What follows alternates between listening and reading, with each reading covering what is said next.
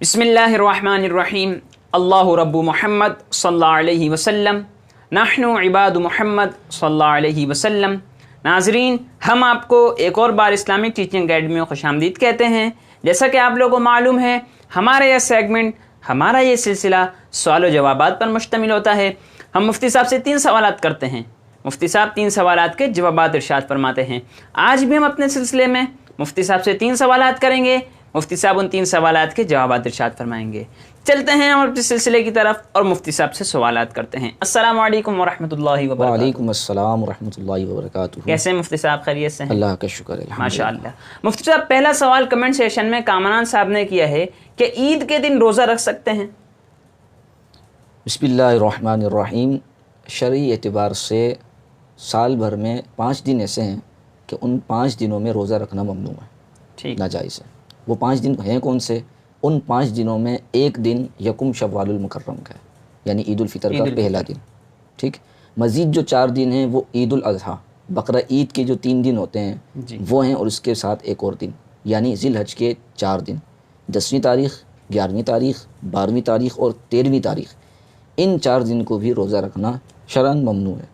اب اگر کوئی رکھنا چاہے یا کسی نے رکھ لیا ہے تو اس کے لیے حکم یہ ہے کہ وہ اس روزے کو توڑ دے، کیونکہ اب رکھے گا تو وہ گناہ گار ہوگا، کیونکہ شریعت نے اجازت ہی نہیں دی۔ جی۔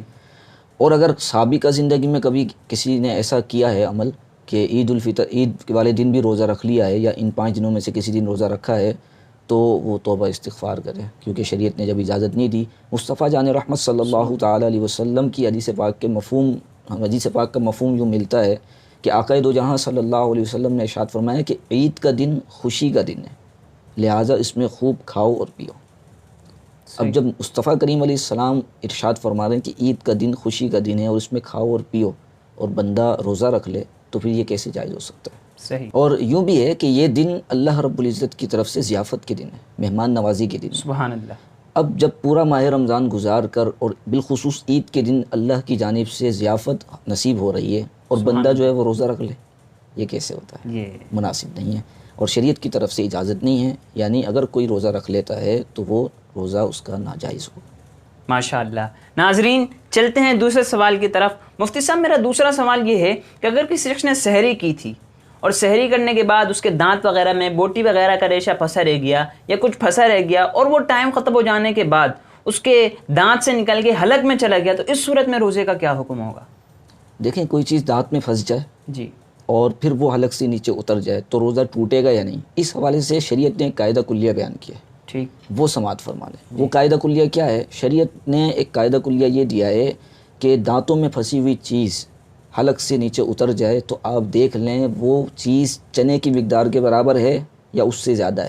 اگر چنے کی مقدار کے برابر یا اس سے زیادہ ہے تو روزہ ٹوٹ جائے گا، اور اگر چنے کی مقدار سے کم ہے یا معمولی سی ہے اور پھر وہ حلق سے نیچے اتر جائے تو پھر روزہ نہیں ٹوٹے گا۔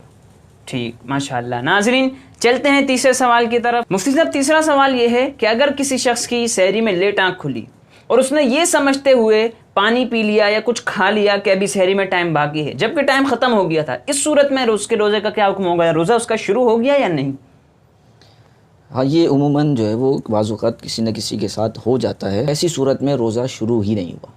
ٹھیک، اس شخص کا روزہ ہی شروع نہیں ہوا۔ ہاں، روزہ شروع ہی نہیں ہوا۔ ٹھیک، البتہ اس میں یہ ہے کہ اگر ماہ رمضان ہے تو وہ دن بھر ایسے ہی گزارے جیسے روزے دار گزارتا ہے۔